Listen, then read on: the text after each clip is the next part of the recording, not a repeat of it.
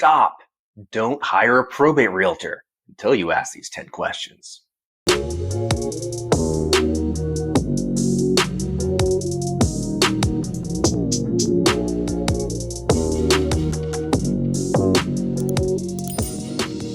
For the realtor, probate sales are different and often complicated when compared to a traditional sale.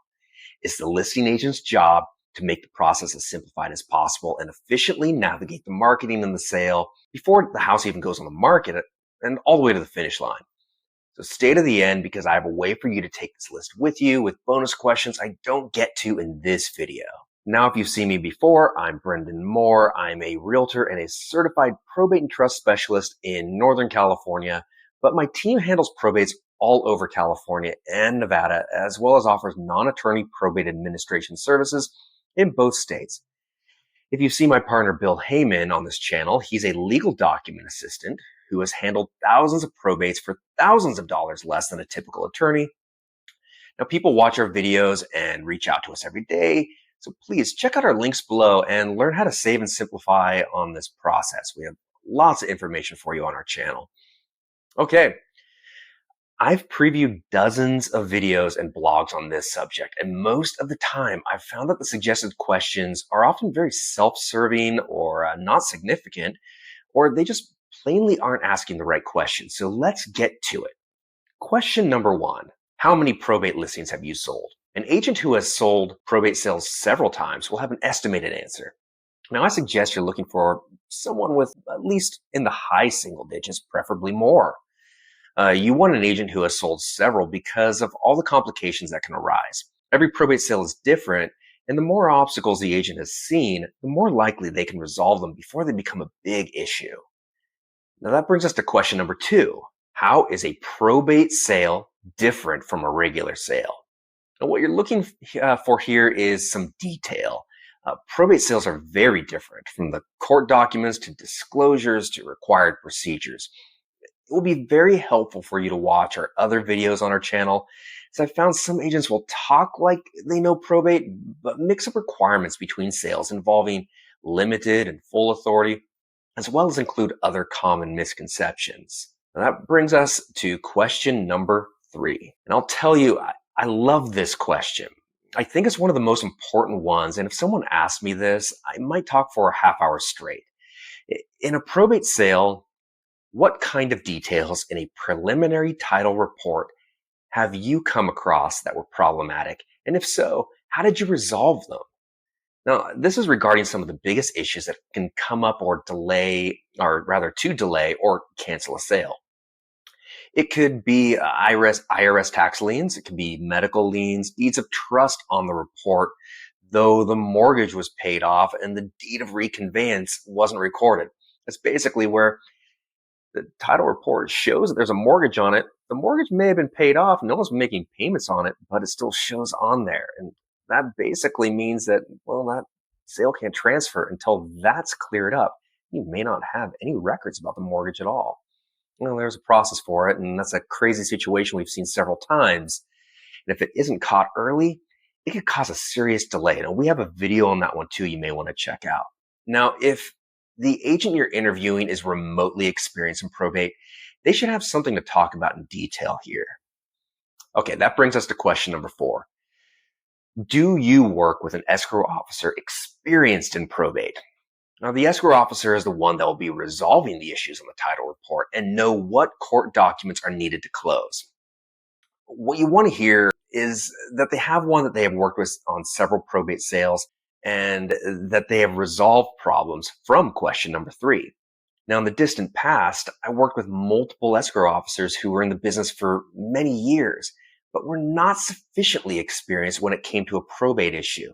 Even though they said they have worked with probate before, they don't work with probate consistently enough to be able to recognize and solve these rare issues, or they're rare issues on a traditional sale. A lot of them are pretty common on a probate sale. Now, I have my go-to escrow team because they navigate the process extremely well. And the agent you hire, they should too. All right, question number 5. When can a listing agreement be signed? It's a really common question we have a video on too. Now, this can't happen until the court has issued the order for probate and the letters, which names who the personal representative is and grants full or limited authority. Now, if you're interviewing an agent, you may not have reached this step where the court has granted authority, but if the agent doesn't know the answer, they may not know the process well at all. And this is a basic detail. All right, so that brings us to question number 6. What topics will you need to discuss with my probate professional? Now, I use the term probate professional because you may be working with a probate attorney or a non-attorney probate administration service, like the one my team provides for significant savings to our clients in California and Nevada. Shameless plug. Well, it's important that the agent gets specific information from the probate professional and they communicate well with each other. The timeline of the marketing and sale, details such as the granted authority, if important documents are in their possession, like the letters or order for probate, among other details. All right. So question number 7. What role does the notice of proposed action play? Now, if the personal representative has limited authority, it plays no role, as the court must confirm the sale. But in a case of full authority, which is most common, once an offer is accepted, the notice of proposed action must go out to the heirs or beneficiaries quickly. This notice discloses the sale, and the heirs and beneficiaries have 15 days to object. Now, it's pretty uncommon that they object as long as there's been good communication between the probate professional and the heirs and the probate professional and your agent. Now, if they don't object, which is common, but they don't, then the sale goes forward. So going back to communication with that probate professional is just so important that your agent knows if there is any sort of an issue.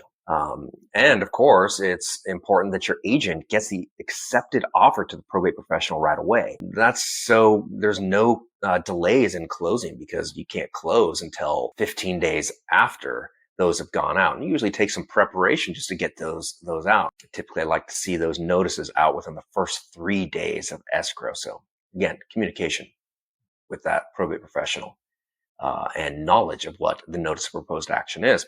It's extremely important. All right, that brings us to question number 8. What is your strategy to market a probate sale to other agents and to the public?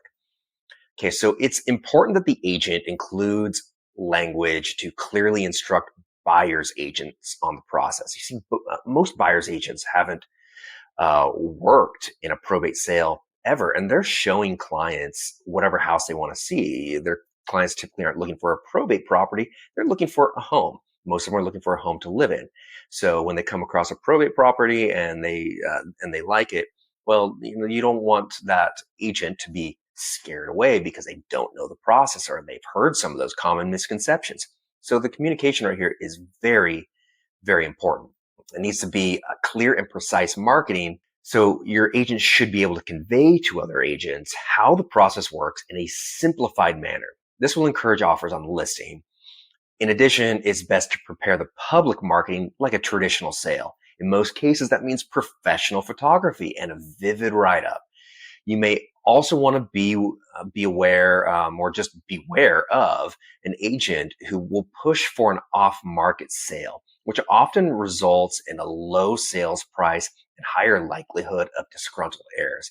Now, an off-market sale might be the best way if it's a fixer, if it's a really slow market and they have an investor. But typically, the best way to get the highest sales price is to put it on the open market.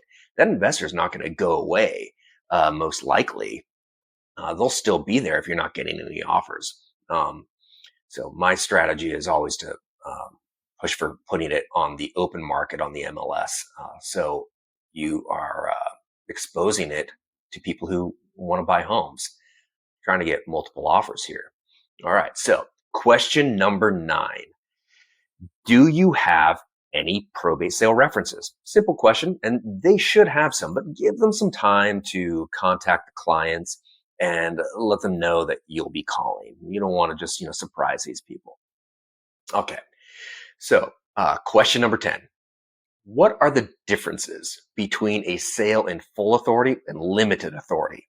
Now, ask this question regardless of what authority the court has granted. Many times, agents who are not qualified mix up the details of the two terms. In a case when you have limited authority, make sure to ask, what happens at a court confirmation hearing? How is the overbid calculated? Is there a minimum deposit? What is your strategy for talking with agents about the process? It's all very important because limited authority is tricky and complicated. It's the subject of another video. If you're in a limited authority situation, we have multiple videos that discuss this. But the correct answers will be lengthy, though there are many misconceptions or strategies that are less effective. So if you're in a limited authority situation, just please watch that video. All right, so I think that's about it for my 10 questions. Also linked below is a download for this list of questions. So you don't need to be writing all this stuff down. You may have already done that, but hopefully you heard me at the start of the video that I do have this list available for download. Now, it includes a bonus list of 5 additional questions. Now, if you have any other questions about the probate real estate process, probate real estate in general, or even probate in California and Nevada, make sure to reach out to us. We love to answer those questions. You can reach out to us via phone, email, text. You can comment below as well. But we'd love to hear from you. Now, please like the video and subscribe so you can come back to this channel and you basically have it bookmarked. Whenever you need a little bit more information or you never know, you may feel like calling us or reaching out to us for some information. So we'd love to talk to you. Thank you so much for watching this video. Really appreciate it.